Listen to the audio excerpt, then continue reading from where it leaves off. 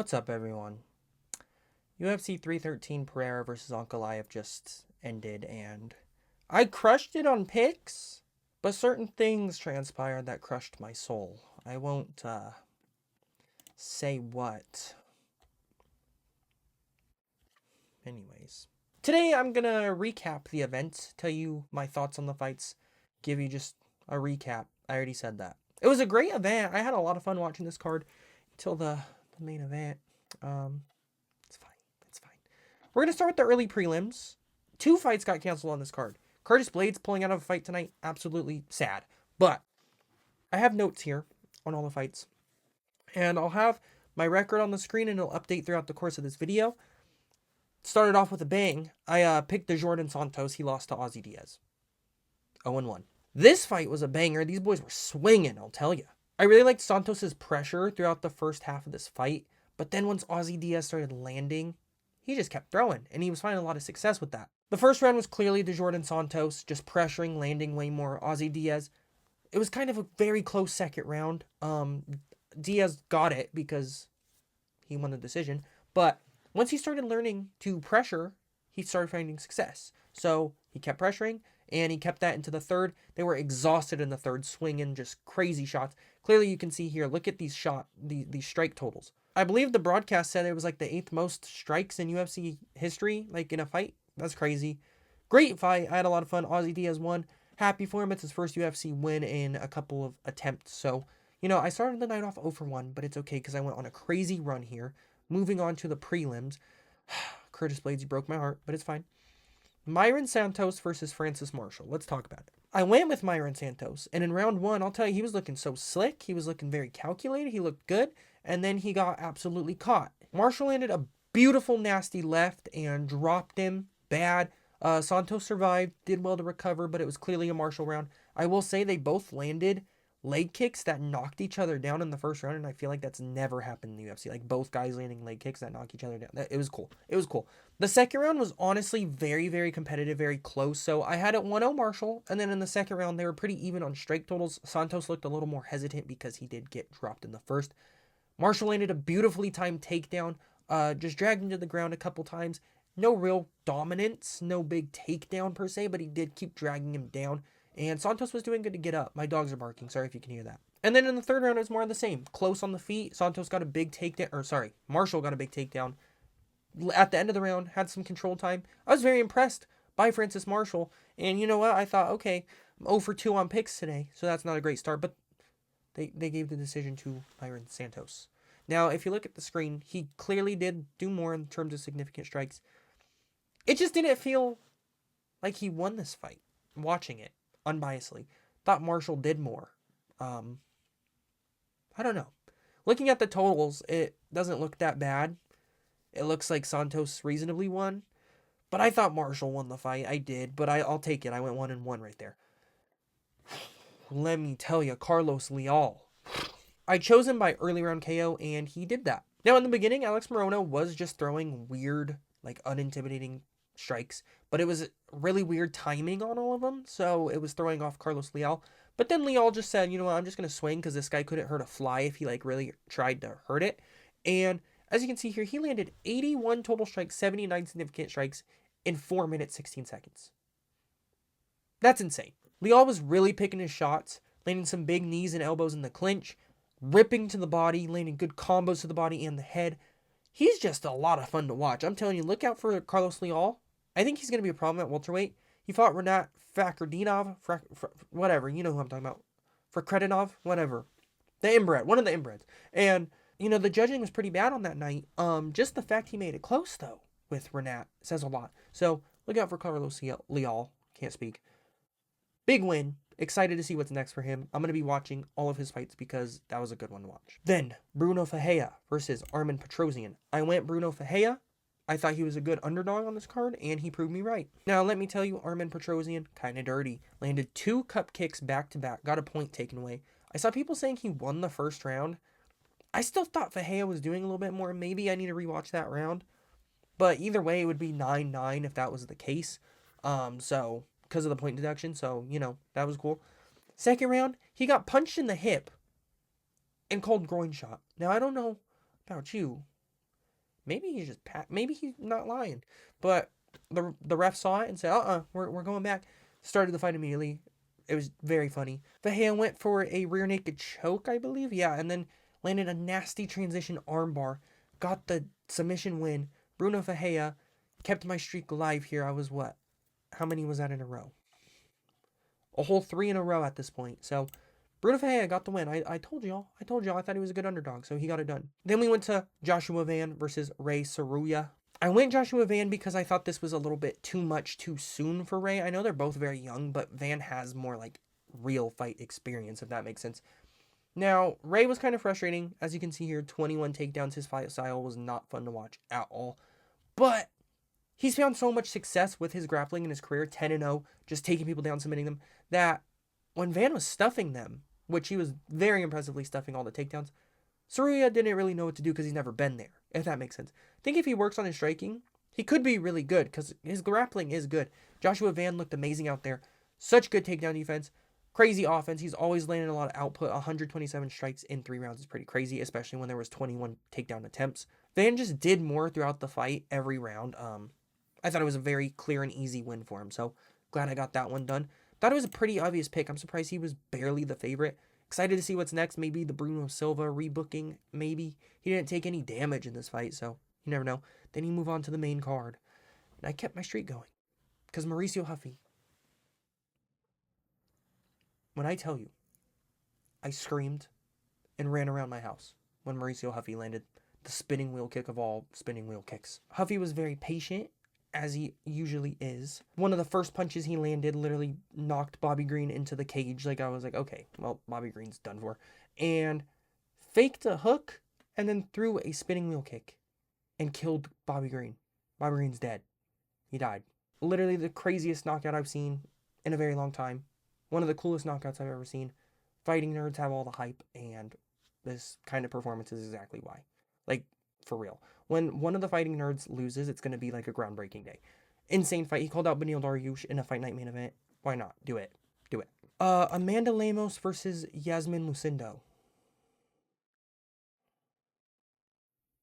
I picked Amanda Lemos. Moving on. Jalen Turner versus Ignacio Bahamondes. This was such a 50-50 fight for me.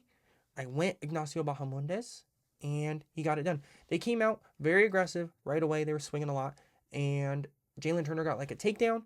Bahamondes started landing some crazy elbows off bottom and then got a triangle choke, and Jalen Turner tapped out pretty fast. Jalen Turner, I think, retired. I think he put his gloves down. They didn't do an interview or nothing. If he did, that kind of sucks because he is a fun fighter to watch, but I mean, he's really not that good, I guess. 14-9 is crazy because he is better than that. He just, I don't know, wasted talent, I feel like. Bahamondes looked good. Gonna get a ranked fight in his next fight for sure. I don't even know who you put him against. Maybe like a Mateus Gamera or something. Bahamondes is good. I like him. Ooh, man. Justin Gaethje, Rafael Fiziev. This one is fun to talk about. The first round was absolutely insane. Fiziev landed 2 takedowns. I'm not kidding. He landed 2 takedowns. Gaethje even shot a takedown in the first round, which was very shocking. They looked very patient early on. Fiziev was fighting a lot more smart in this fight because in the first fight, he was swinging a lot. He looked way more patient in this first round, at least, saving his energy. I think he dominantly took the first round. Like, well, not dominantly, but clearly took the first round. Got that takedown. Had Gaethje's head in between his legs and was elbowing his body with the most vicious elbows I've ever seen. Round 2 was absolutely insane. Fiziev, one thing he did in this fight that I didn't like, he kept crashing in and he just wouldn't throw, and then Gaethje would throw like multiple shots and just catch Fiziev over and over again. Definitely was winning the round based on that. Fiziev did land a really nicely timed knee to Gaethje's face as he dipped down, but the main point of this round is Gaethje landed a sick right uppercut that knocked Fiziev down bad. Had him dropped, had him hurt really bad. Fiziev recovered well, scrambled. They stayed on the ground. He got up and he was fine, but he got dropped so bad. It was clearly a Gaethje round because of the knockdown. It was 1-1 going to the third. All the momentum was on Gaethje's side and he kept it going. Gaethje just did more in the third round, outlanded him, out through. Just Fiziev looked really tired in the third round, and you know, it was a really good performance for 12 days out on short notice. Super fun fight once again. Both of their fights have been really fun. I think the first one was a little bit more fun, but this one had a lot of things you didn't really think was going to happen. Close fight, But clearly a Justin Gaethje win. Got that one right as well. I swear to God, if they give him a title shot, I'm suing the company. Do Justin versus Armin or something. You know, they're saying they want Armin to have one more fight before he gets the title shot. Make him fight Gaethje. Winner gets a title shot. If Gaethje beats Armin, then yes, he deserves it. But if he gets a title shot off of this win, I'll be so mad. For Fiziev, I don't know. Maybe he should fight Gamrot in the rematch instead of Bahamondes. I don't know. That's interesting. Maybe I'll do an every fight to make video. We'll see. Oh God, the main event.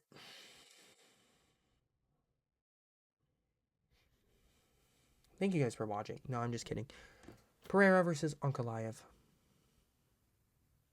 I'm very upset. Every round of this fight was very tense because at any moment these guys could have knocked each other out.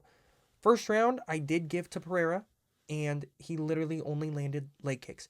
15 leg kicks, and I think 1 body strike. Nothing else. Ankalaev didn't land much at all either. Pereira's leg kicks were nasty.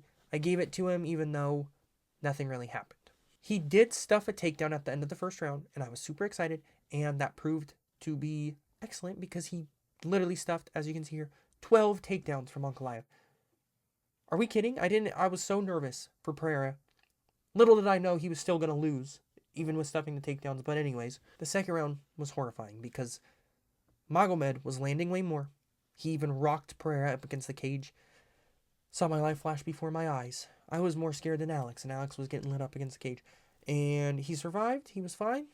But clearly a Magomed round. The third round was the closest round in this fight, in my opinion. Well, I don't know. The fifth was really close, too. But the third round, very close. They had Pereira up on significant strikes, and so did I. And I honestly leaned Pereira for that reason, because nothing else really happened. Magomed didn't get a takedown. He didn't even really shoot one. There was no stalling against the cage, which we'll get into. And yeah, I thought it was honestly like an Alex round in round 3, even though it was close. Round 4,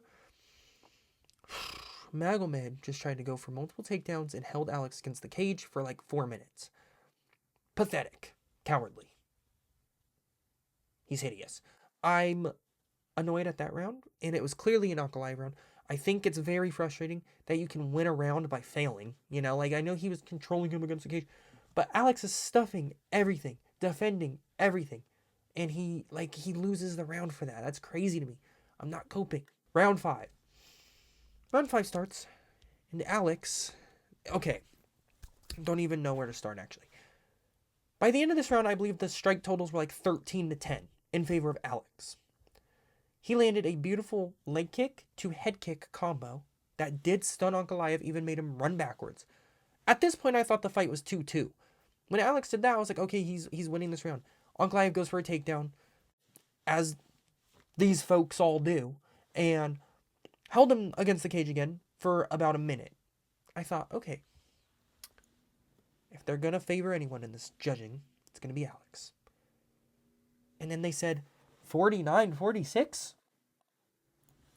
They gave this fight to Magomed Ankalaev. Do I agree with the decision? I mean, I don't agree with the scorecard of 49-46, but I can't argue that it was 3-2 at least. Either way, I think round 1 was Alex, round 2 was Magomed, round 3 was Alex, round 4 was Magomed. 2-2. I had it 2-2. Fifth round was so close on strikes, and then Magomed stalled against the cage. I was really thinking they were going to give it to Alex. It was a unanimous decision to Magomed. Can't believe he's the champion. Can't believe this is the guy that's going to be on posters. Very upset. Alex looked way too, tentative in this fight. Don't know what was going on. Magomed just must have been scaring him, but Magomed also looked a little tentative. There's no way he threw 224 strikes. Maybe I'm tripping, but it did not seem like that many strikes were thrown. I don't know. This was just a very underwhelming fight. I can't defend Alex because he didn't do anything really of note to warrant him winning, but it also sucks that performances like that crown a new champion. Sucks. They're gonna book the automatic rematch because it's Alex. It sucks that it ended that way. I went, 8-2 on predictions, though? I lost the first fight and the last fight. Full circle moment right there. My record is now 54-24 this year, so that... Hey. I'm kind of a beast with this, okay? I'm proud of myself. Last couple cards, I've been killing it. Great underdog picks, too. Can't believe Magomed Ankalaev is the champion. Okay, I need to go. I I need to just drown myself. Very fun event. Great fights. Some crazy finishes. One of the best knockouts I've ever seen with Mauricio Huffy. And then Magomed Ankalaev is the champion. Alright. Thank you guys for watching. Like, comment, subscribe. Do all that. I have a Instagram. Throw it up on the screen. Buddy King MMA. Have a good one. Peace.